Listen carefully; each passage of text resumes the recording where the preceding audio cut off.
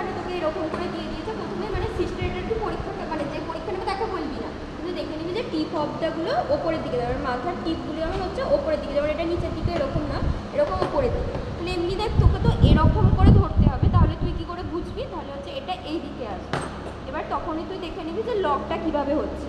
তাহলে এটা এই দিকে লক হচ্ছে, এটা এই দিকে লক হচ্ছে, এই যে নিচের পার্টটা এই যে এর হ্যান্ডেলটা আছে নিচে ঢোকাতে হবে, নিচে ঢুকে গেল, দেখতে পাচ্ছি সেটা পুরো লক হচ্ছে।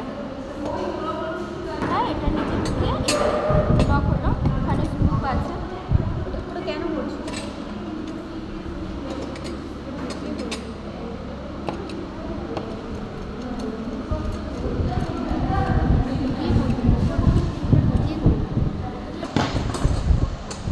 যেটা লক, এবারে হচ্ছে এইটাই এই দিকেরটা, যেহেতু এটা আমার মানে এটা হচ্ছে রাইট হ্যান্ড, তাহলে হচ্ছে এই দিকেরটা